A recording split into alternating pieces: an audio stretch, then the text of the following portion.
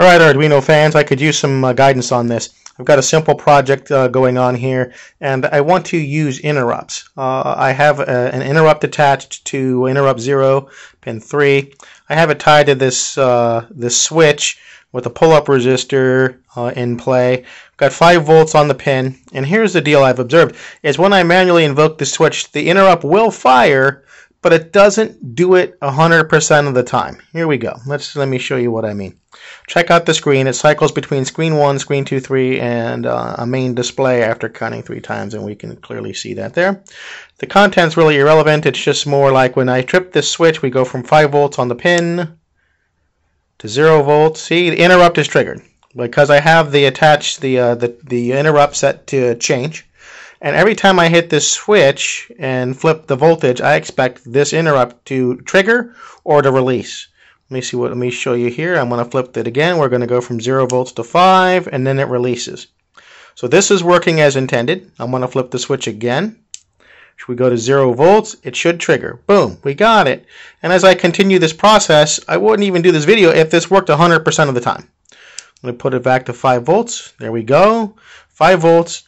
Interrupt released, 0 volts triggered. I'm going to keep ping-ponging this, released. See, I went back to 0 volts and it's still cycling through the loop. I'm going to hit it again and hopefully it'll trigger.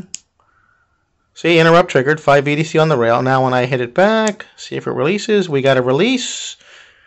Put it back to 5 VDC on the pin. See, interrupt triggered, a little bit of a delay. I don't know if that's common. Let's go back to 0 volts and it releases. Back to 5. So far so good on that. So much for my demo here. See, I went back to 0 volts and look, the interrupt is still in its triggered state. I have simple logic to detect and change the state of the text. We're at 0 volts. Let me go to 5 and it releases. Let's go back to 0 volts.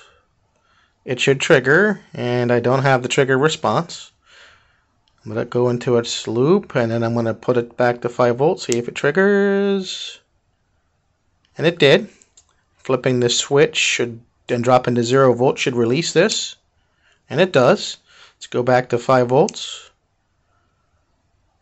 It's triggered. 0 volts should release the trigger on change.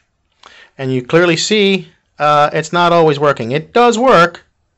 And if I go to 5 volts, it should release this. Hopefully, and it does. Let me flip it back to 0 volts. Should detect a change, and the interrupt's triggered. Let's go to 5 volts. And it doesn't release. My question to the group, to the forum here is, have you observed this? And if so, how do I get this interrupt to consistently respond to user input? Flip it back to 0. Does it release? See, it didn't release. If I keep banging on the switch, it will eventually work. There, it released. I can go back. Didn't trigger.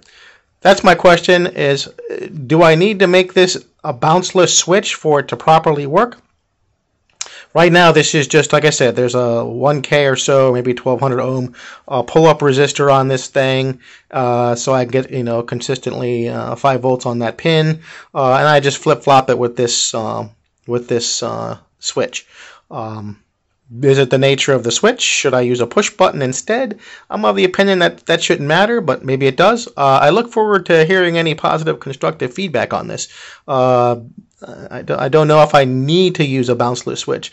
If that's the case, what can you share me to a link on the nature and setup and configuration of this, preferably a schematic, so I can make this fly? I'd like it to be consistent. If I can't use this, or maybe I need to drive a transistor or something on that pin or some kind of buffer.